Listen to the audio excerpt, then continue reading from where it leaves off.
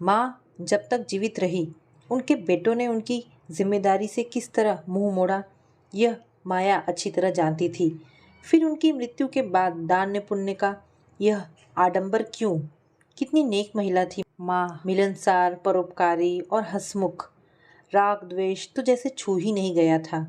मृत्यु के समय भी उनको चेहरा कैसा शांत और निर्विकार था। She was a graceful lady. सचमुच ममा वॉज ग्रेट। जैसे कायदे और सम्मान से वे जीती थी, उसी कायदे और सम्मान से उनका अंतिम संस्कार भी होना चाहिए। माया के कान में अपने भाई भाभीियों के ये शब्द हथौड़े से बज रहे थे। क्या मरने के बाद इंसान का ओहदा इतना ऊंचा हो जाता है? जीते जी माँ को कदम कदम पर पीड़ित और अपमानित करने वाले ये सब एकाएक इतने सहृदयी कैसे बन गए कि उनका गुणगान करते नहीं अघा रहे।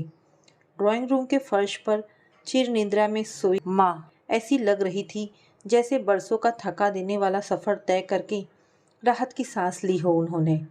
सिरहाने गेहूं के ढेर पर देसी घी का जलता हुआ दीपक रखा था। अगरबत्तियों की भीनी भीनी सुगंध से पूरा कमरा सुवासित था। कुछ ही समय में पूरा घर मेहमानों से भर गया। चाची, ताई, बुआ, मौसी खबर मिलते ही अपने अपने बाल बच्चों के साथ पहुंच गई थी। घर में भीड़ तो थी पर एक अजीब सी खामोशी थी। कहीं बुआ चाची की कानाफूसियाँ थी तो कहीं मर्दों का जमावड़ा। बस नहीं थी तो माँ।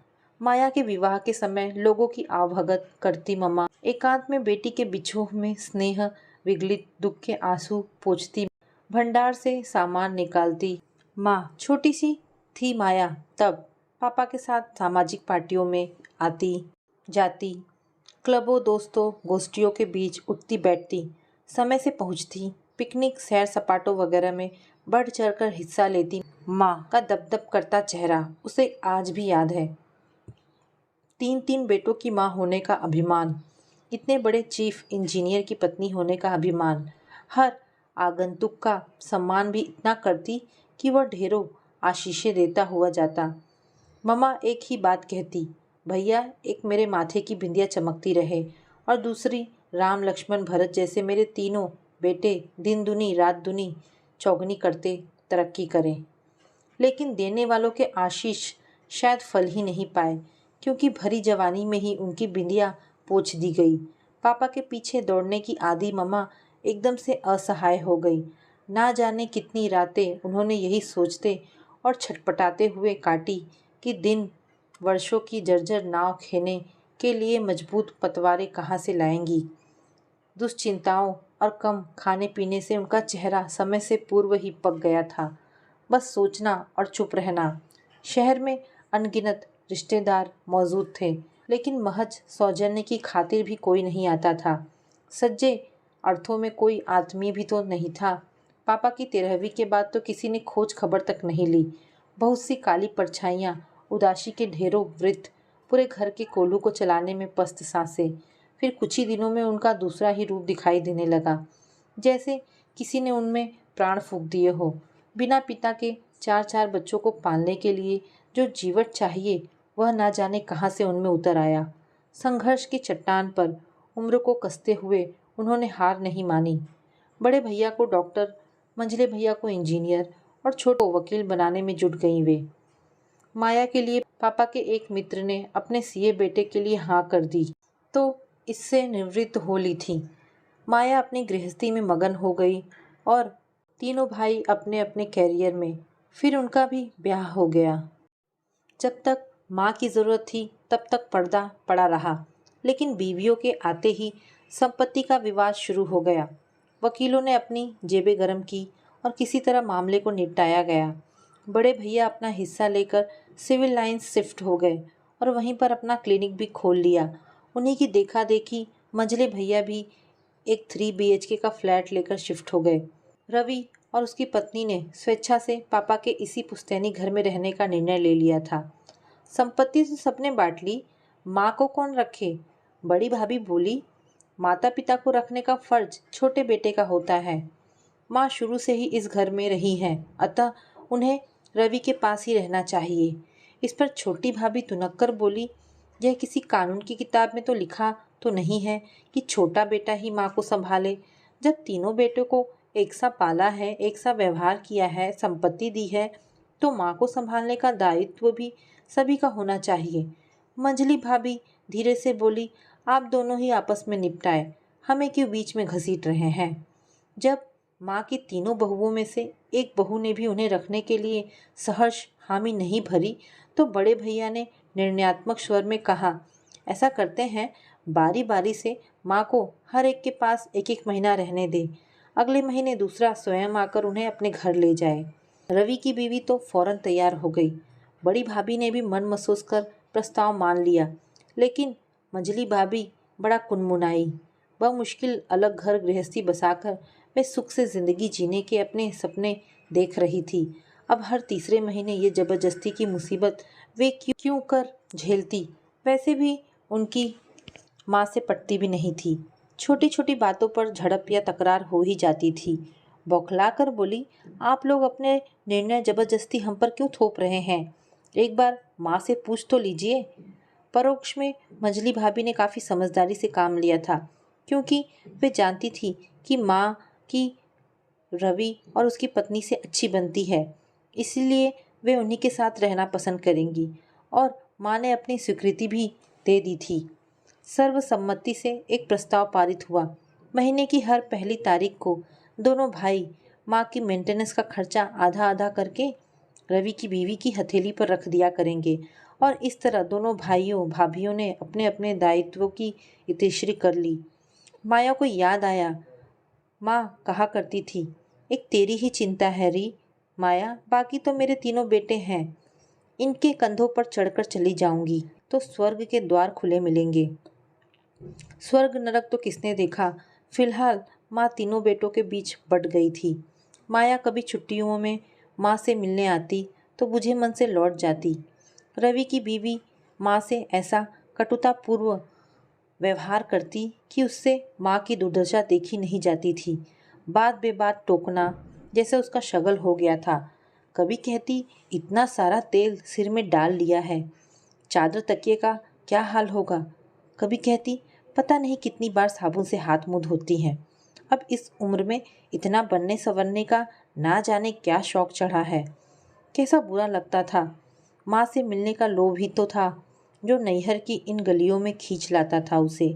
समझ नहीं पाती थी माँ के जिस व्यक्तित्व का रुआब दूसरों पर बरसों तक पड़ता रहा, वह अपने ही घर में कहाँ गुम हो गया था।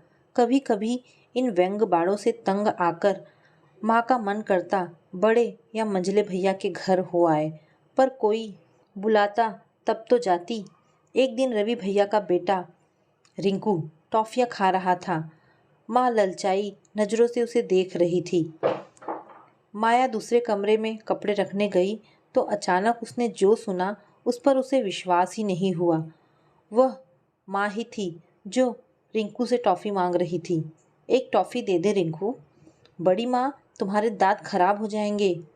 मेरे दांत तो हैं ही नहीं पगले, खराब क्या होंगे। अच्छा ठहरो, मैं मम्मी से पूछ कर आता हूँ। ए शैतान, मम्मी से पूछेगा तो क्या वह मुझे देगी? पर मम्मी से पूछे बिना दूंगा तो वे हम दोनों को डांटेंगी। आगे की बात सुनने की सामर्थ्य माया में नहीं थी। शाम को बाजार जाकर उसने ढेर सारी टॉफ़ियाँ खरीदी और घर लौट आई। दुनिया की भूख मिटाने वाली अन्नपूर्णा एक टॉफ़ी के लिए तरस रही है। माँ के पास टॉफ़ियाँ रखकर बोली, बच्चों के लिए लाई हूँ, तुम बांट देना। माँ की नज़रें झुक गई। शायद वे समझ गई कि सुबह का वार्तालाप बेटी ने सुन लिया है, लेकिन फिर भी वे बेटे का पक्ष लेना नहीं भूली थी। शाम को रवि आएगा तो उससे पैसे ले लेना। माया, तू इस घर की बेटी है, तेरा पैसा इस घर में नहीं लगना चाहिए। हंसी आई माया को। कहाँ का पैसा और कहाँ का रवि। जो रवि तुम्हारे आंचल की छाह में पनाह मांगता था, तुम्हारे इर्द गिर्द गलबहियाँ डालकर सोता था, वह ना जाने कहाँ गुम हो गया। अब वह अपनी पत्नी का पति है, बच्चों का पिता है, बड़ा हो गया है तुम्हारा बेटा। माया, क्या जानती नहीं, रवि अब अपनी माँ की छाया से भी दूर भागता है। संवादों का माध्यम तो अब घर का नौकर रामू ही हो गया है। माँ का खाना तक उसी के हाथ भिजवा दिया जाता है। माँ बेचारी कभी तो अबोध बालक की तरह चुपचाप खा लेती, कभी जिद पर उतर आती, हमें नहीं खानी ये बेस्वाद दाल, मरा ना कोई बघार ना कोई छौंक, घास फूस की रोटियां और बिना घी तेल मसाले की सब्जी। हम तो ऐसा स्वादिष्ट भोजन पकाते थे कि खाने वाले उंगलियां चाटते रह जाते थे। ये बीमारों वाला खाना मेरे गले से तो नहीं उतरता। लेकिन रामू माँ की शिकायत सुनने के लिए ठहरता ही कब था। वह भी जानता था भूख से बेहाल माजी वही थाली भी चट कर जाएंगी। जब से रवि की पत्नी का साम्राज्य इस पूरे घर पर स्थापित हुआ है, माँ चिड़ी चिड़ी होती जा रही थी। किसी की हर गतिविधि पर अंकुश लगाया जाएगा तो इंसान चिड़चिड़ाएगा ही। और कुछ नहीं तो आंगन में बैठी माँ कई बार बेवजह ही चिल्लाने लगती, बहू ज़्यादा सीटी ना लगाना, तुम्हारे कुकर में दाल लपसी सी बन जाती है। कमरे के अंदर बैठी अकेली मम्मा अंदाज़ा लगा लेती, अब सब्जी कट रही होगी। अरे रामू, भिंडी धोकर सुखा लेना तभी कुरकुरी बनेगी। कल बैंगन आलू के एक से टुकड़े कर दिए थे, तभी तो बैंगन गल गए, आलू कच्चे ही रह गए। जले बघार की गंध आती तो माँ तड़प कर रह जाती। रवि कैसे खाएगा, ऐसी दाल तो उसे पसंद नहीं है। माँ की चिंता शुरू हो जाती, पर विडंबना यह होती कि रवि आकर उसी दाल को बहुत सौंधा और स्वादिष्ट बताता और माँ के मुंह पर ताला पड़ जाता। ऐसे समय में माँ की निडरता और बढ़ जाती। वे समझ गई थी कि अब उनके अस्तित्व का उनके परिवार के लिए कोई महत्व रह ही नहीं गया है।